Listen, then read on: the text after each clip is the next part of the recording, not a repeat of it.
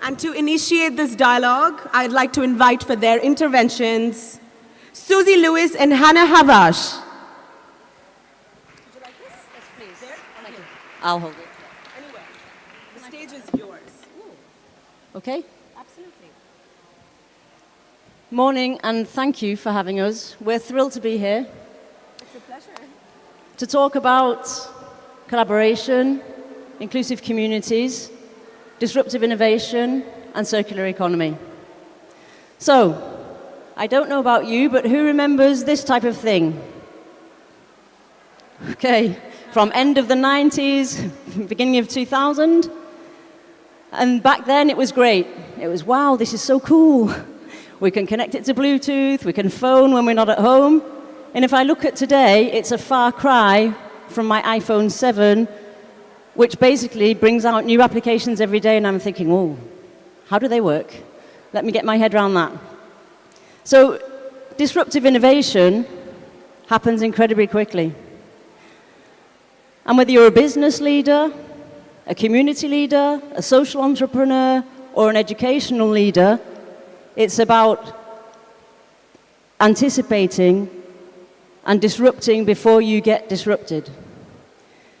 We know businesses that haven't done that, like Kodak, like Blockbuster.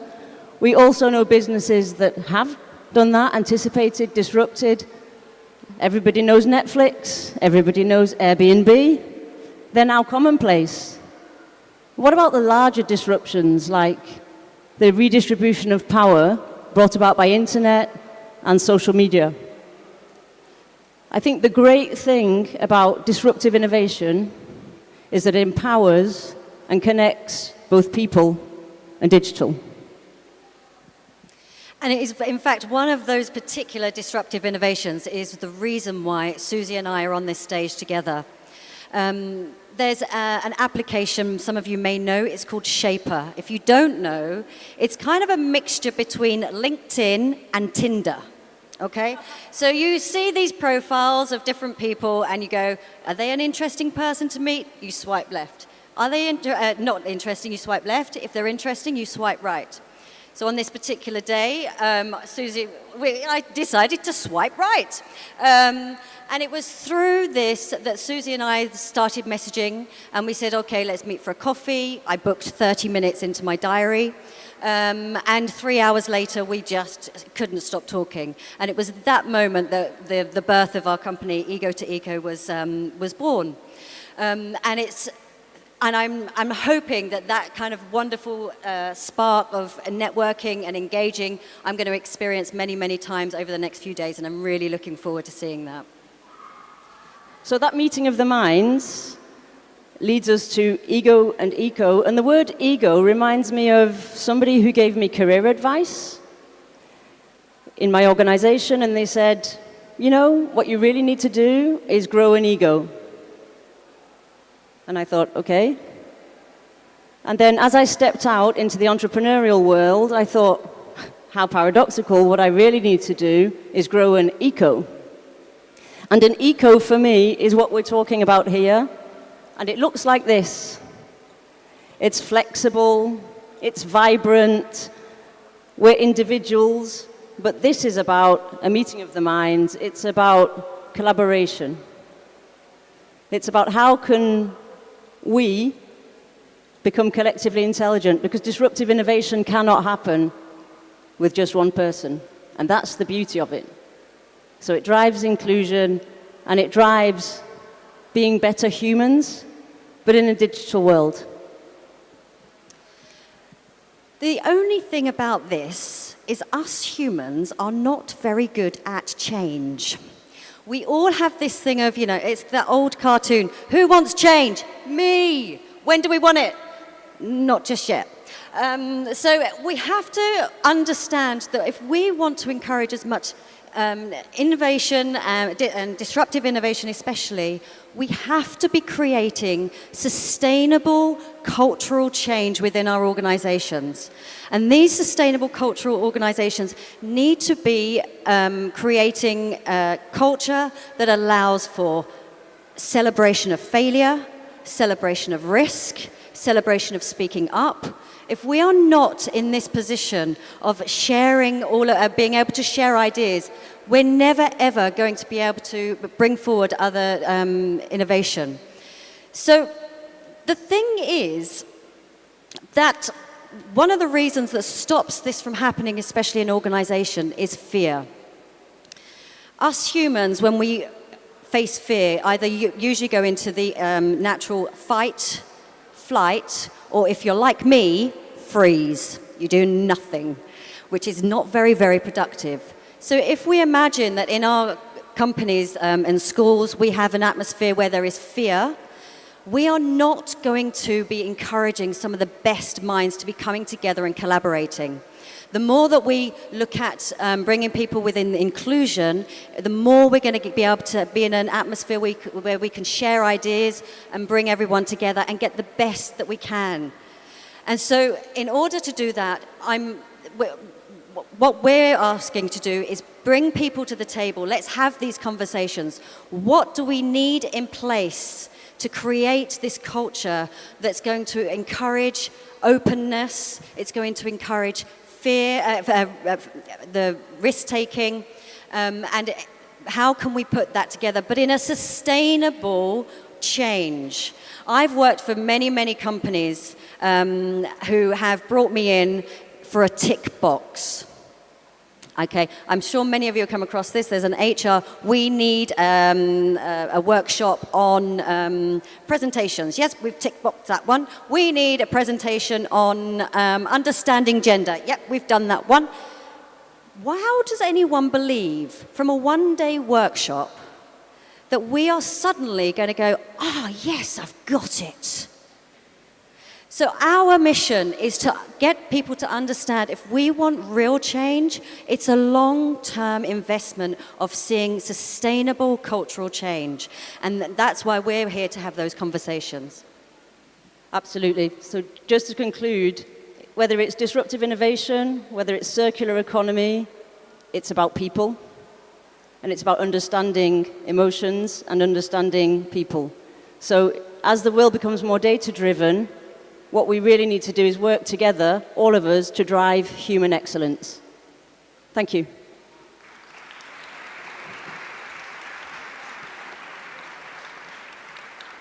Thank you so much, ladies, for sharing your beautiful ideas on inclusion and disruptive technology, and for enlightening us about the ego. Thank you. If I could invite this lovely lady from Portugal to share her views, please. Thank you. Pleasure. So I would like to share a story with you.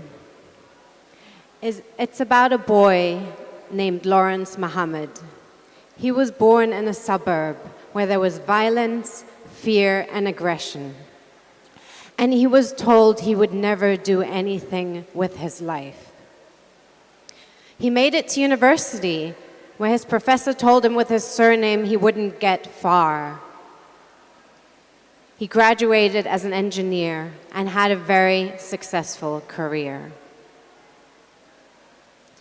Due to an unfortunate accident, he spent 2 years at his family's home recovering. And an old colleague came by and gave him £100 to buy a bicycle. He started riding this bike and he got passionate about life. He took time to take the bike apart and he learned about his purpose. He wanted to show the world another way of living. Lawrence opened a bike repair shop that is based on the circular economy, the gift economy, and it is totally off-grid. He has Olympic cyclists coming in to repair their bikes with him. Why am I telling you this story? Because sometimes I feel the circular economy, disruptive innovation can seem so far for us, like concepts that are out there. Lawrence had a basic education. He came from a basic family, but he made it through university, and he is one of the people I get to meet who inspire me during this journey. He didn't have the chance to study about what many of us get to engage with. He learned it in books, and he implemented it into his life. He believes that each of us live this change, and he inspired me deeply to share this story with you. I feel that we can speak, that we can think about, but really true action comes from within, from everything that each of us can do in our daily lives. I too have been fortunate to go to some of the best schools, United World College, and study at Schumacher College, to be in touch with social change, to be a change agent, but not everyone gets this opportunity. I thought that life would be great becoming a financials trader. That was my mission, but I didn't find happiness there either. And so it took me on a journey of 8 years through India, Brazil, South America. I spent a lot of times in ashrams, in mindfulness, meditation, and silence, trying to find a new way. And I found that the key is in social sustainability. I've come back and I'm working with an enterprise now here, a social enterprise in Portugal to create games for schools.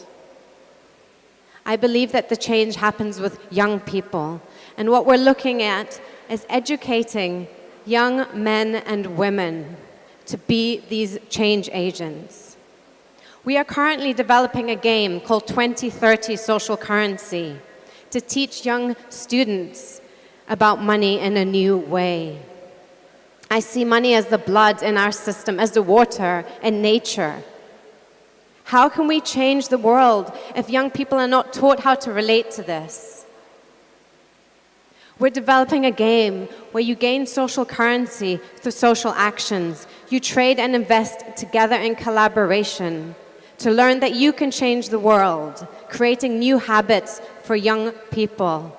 We're starting here in Portugal, and we have a vision to bring it worldwide. These are the future leaders and citizens of the world. I don't believe they need to go through the change that Lawrence had to go through or I did. I believe that we can educate young people to live the change, to bring in these visions of circular economy disruption from their step into the world and really embody this. Thank you. Not just with that gift, but also, it's a lesson that we're learning, that it's not about saving the planet. The planet doesn't need saving. It's about learning to thrive on it. So thank you for your beautiful presence, Michelle. That was lovely. And with that, if I can welcome Kristin.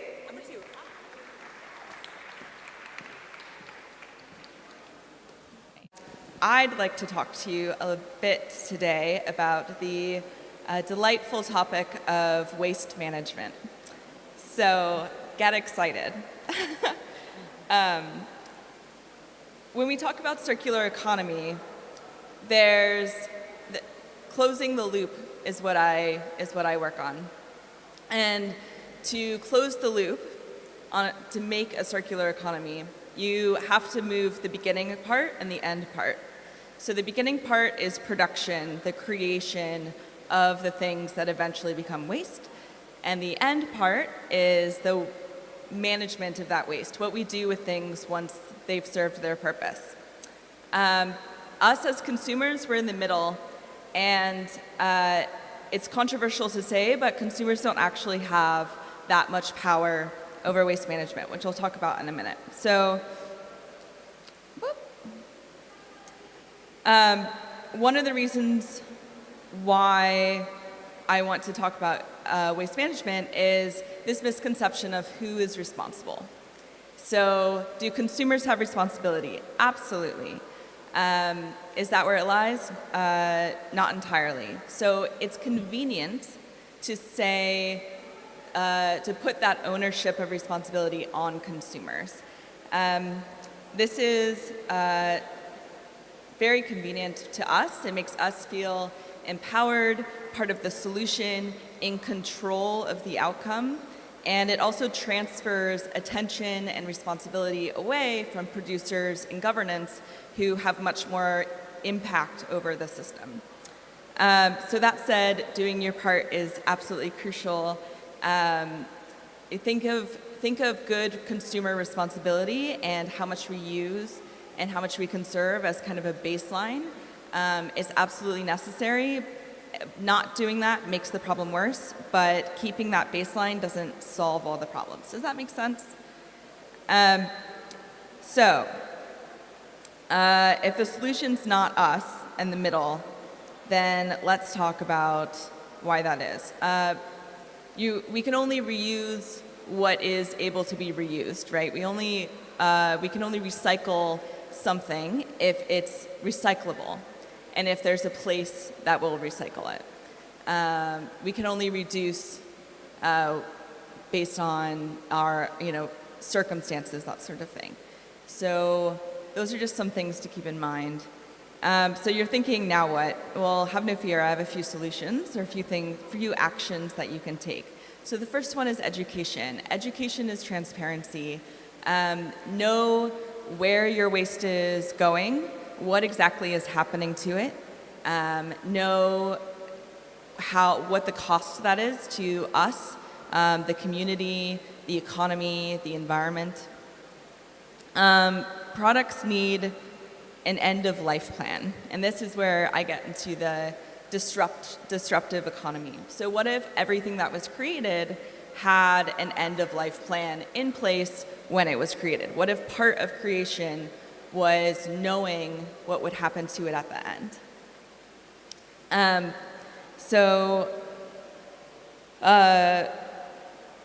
Single-use items, they're not inherently evil. The reason why we all have such an aversion to them now, hopefully, is that the cost of what it takes to make them and the cost of what it takes to process them,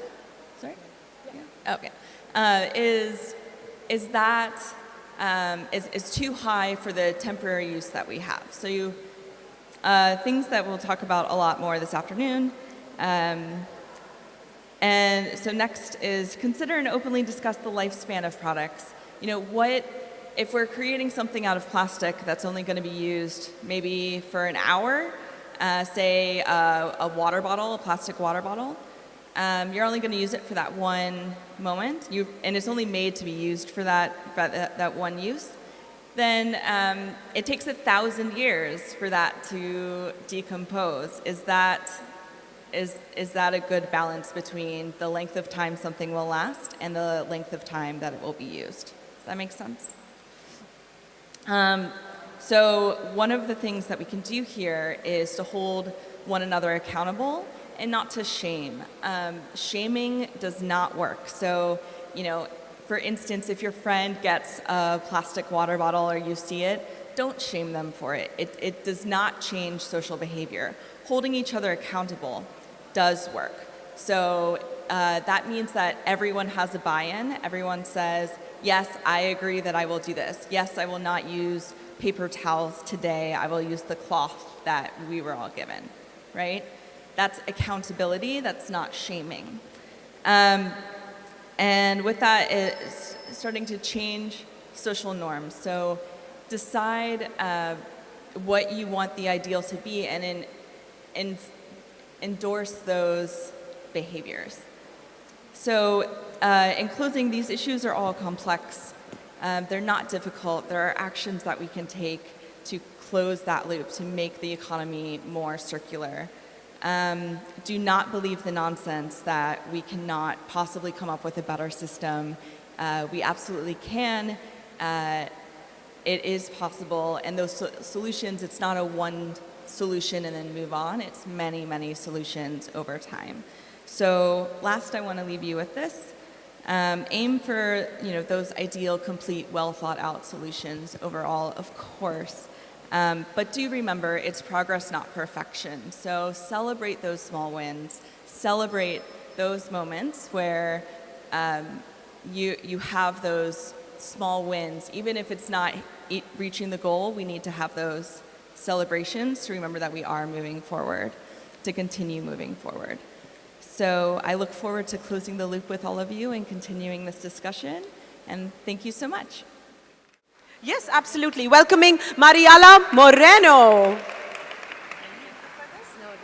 Thank you. I think that's okay. Yes. Okay. Hello, everyone. I'm very pleased to be here today. I will like to speak to you about my work. I am a lecturer at Cranfield University, and I work in a small center called Competitive Creative Design. And I am very grateful of my job because I have the opportunity to mentor young students, mainly in design thinking. But most of my work focuses on the use of technology and design to drive circular economy and how students can use these tools to be the future leaders. So I really enjoy my work, and the reason for that is because looking into these young people to enter the master degree and then how they end, they have created amazing things. And one of the things that drives me to wake up every day is looking to young people such as Greta Thunberg, which last Friday we saw how she drive a big movement to fight against climate change, because the fact is that we have just 12 years left to avoid some of the devastating impacts of climate change. And actually she's calling for a systems change. So circular economy, sustainability cannot happen without a system change. And one of the things that she said in a press conference in Brussels was that to fight climate change, we need to change our political and economic systems. But what does this systems change mean for the circular economy? In more academic terms, in a recent article in Nature, one of the most prestigious academic journals, it says that the circular economy needs to happen in 4 levels: products, companies, networks, and policies. So what does this mean? This means that we need to design products for reuse and remanufacture and repair. We need to change business practices as well as consumption practices. We need to collaborate more between disciplines, and we need to develop new policies to support circular business models.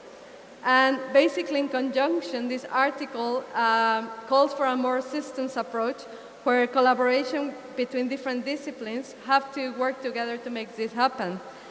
And within this in mind, I would like to focus on products and design, because this is my area of expertise. But I think design is a powerful tool as well to enable systems change.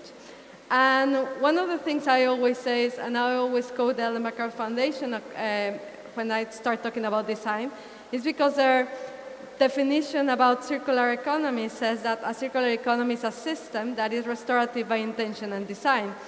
And this short definition puts design as a core element to achieve this transformation needed towards a circular economy.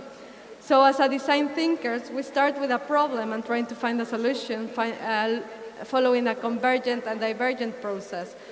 But since the Industrial Revolution, a fundamental challenge for designers has been balancing mass demand and increasingly complex individual needs against the development of cluttered landscapes with the desire of having more.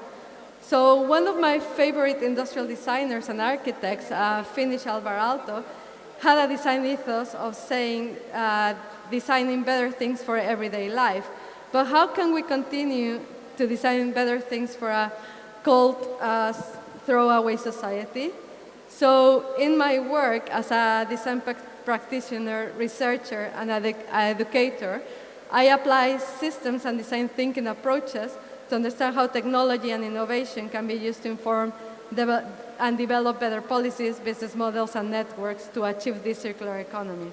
So I would like to finish with an example where I led a group project of students. It was a multidisciplinary project where they have to do a horizon scanning for the Council of Peterborough in the UK, where they portray two different scenarios. One in where we all take action, business in the area take action to reduce material, water, and energy consumption, and one scenario where there is no action at all from businesses. And they used digital tools and created a motion picture to engage the to engage people in the council and business in the council. And at the end, this project has been depicted and used by the Peterborough to develop a measurement framework that has been shown as part of one of the case studies that the Ellen MacArthur Foundation released recently on cities. Thank you very much.